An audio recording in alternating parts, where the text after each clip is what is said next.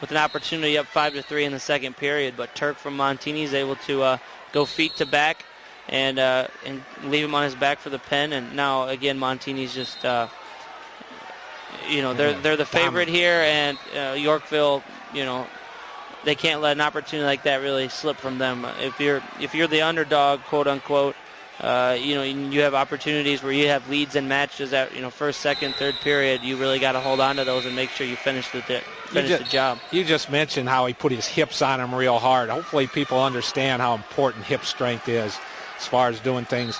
I know when we go through and set up weightlifting programs for wrestlers, first thing we work on is their chin-up type of thing as far as things, and then things to develop hips.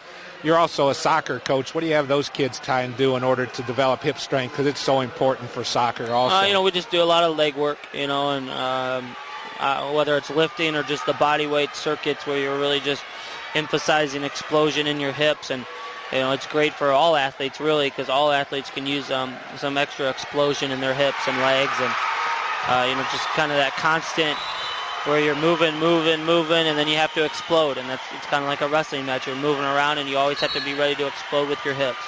Yeah, so many coaches or so many kids believe, gee, how much can I bench press? I'm bigger on give me a boy with strong hips and a boy who can do a lot of chin-ups. And in any sports you play, that's going to come into effect. Yeah. Think about wrestling. When's the only time you're going to push somebody up? So when you're on your back. So you don't want to get to your back anyway. And if you push them up, you're going to pin yourself. So.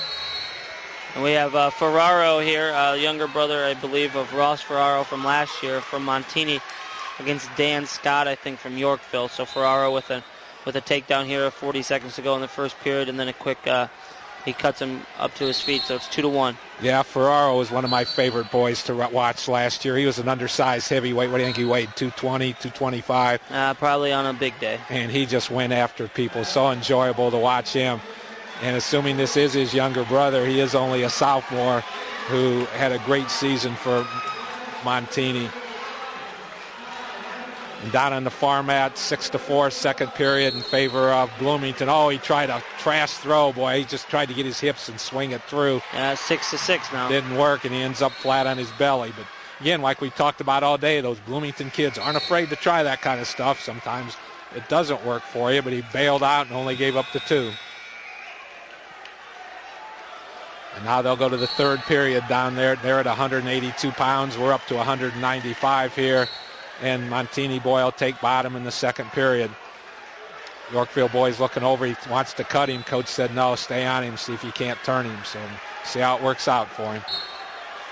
Right to his feet. Right away, Montini get up to his feet. Good mat return, but he's right back up to his feet. That's good wrestling by both guys. As soon as you land, you got to be ready to land and come right back up to your feet. Boy, I like that stand. Most kids this size don't have that explosive, quick stand. See if he does it again where he's up to his feet right away instead of the slower, powerful stand. See how quick he's up? That's very impressive. Right back down. Boy's doing a nice job of mat returning him. Back up again. Now he's got to return him to the mat. Yep, see the referee's general rule there. You got to try and take him to the mat, or you have to take him. You can't try. You have to do it. And he wasn't able to, so he's been warned for stalling. And again, see if he comes up again. He's up. Got a mat returning.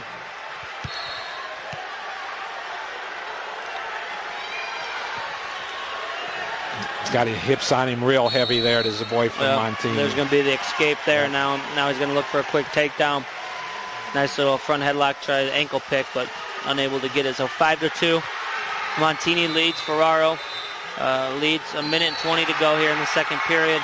Over there on the third place mat, Rudisil from Bloomington has a 7-6 lead. 55 seconds to go in the third period. Yeah, he's having a heck of a match here. The boy from Antioch's doing a great job with him. And Rudisil didn't wrestle in the semis, and we didn't know if he was hurt or they just sat him out because the duel was over. But he's having a good match. He was second in the state last year.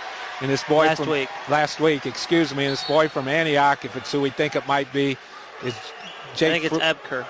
Ebker, he'd be their 70-pounder. Then they moved up. He was a state qualifier also.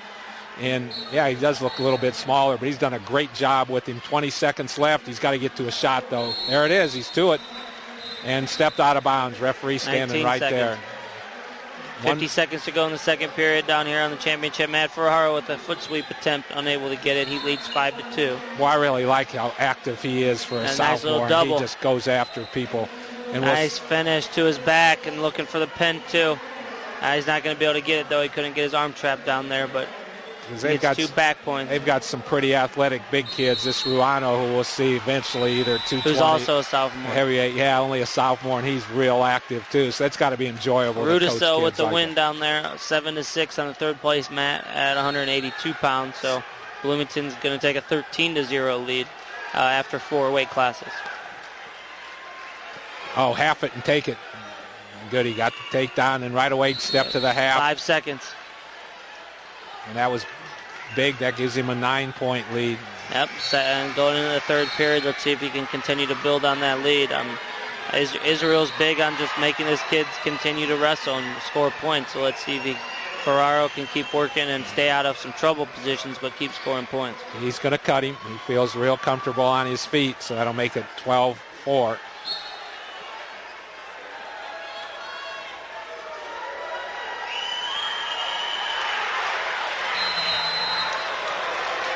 Again, watch how he's working the head with that right hand, trying to snap it down when the boy comes up, see if he doesn't go on.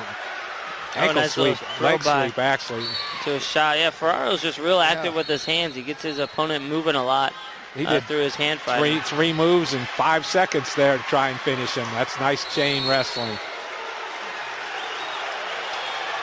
So we're at 1:35 left, third period here, 12-4 lead in favor of Montini.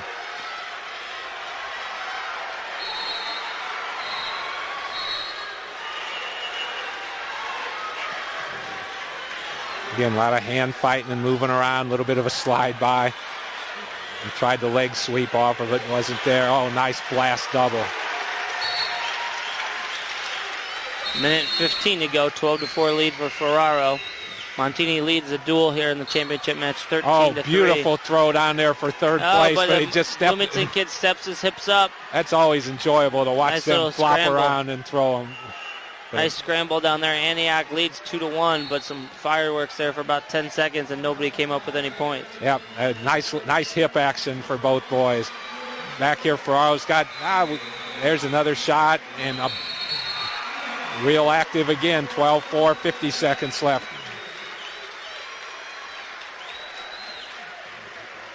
See if he tries to hit that leg sweep again. It's been kind of fun to watch him do it. Antioch kid caught him on his back there out of a little weird position and gets the fall. So Antioch gets on the board in the third place, Matt. Going to be 13-6 heading into 220 pounds. Yeah, they've lost 4 matches and won only 1, but they're right in the duel because they got a pin and the other boys stayed off their back and just gave up 3 decisions and a major.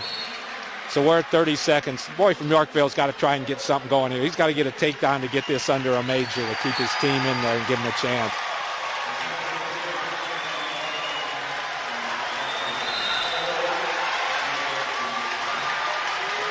Again, same thing, a little bit of hand fight, nice head snap. Snap down, spin behind. Again, this Ferraro wrestles a lot like his brother, assuming Ross is his brother.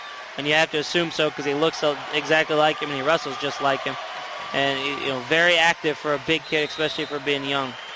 Yep, nice deal for them. They've got 2 sophomores at 195 and 220 who are both active and both solid competitors. So they're going to win it there, 14-5. And we're going to move up to 220, and Yorkville has to send somebody first here. And again, the Class A fans are going crazy over there. Big pin for Leroy down on that mat, which puts them ahead. That was 285, I think, was the weight class. That's what it says.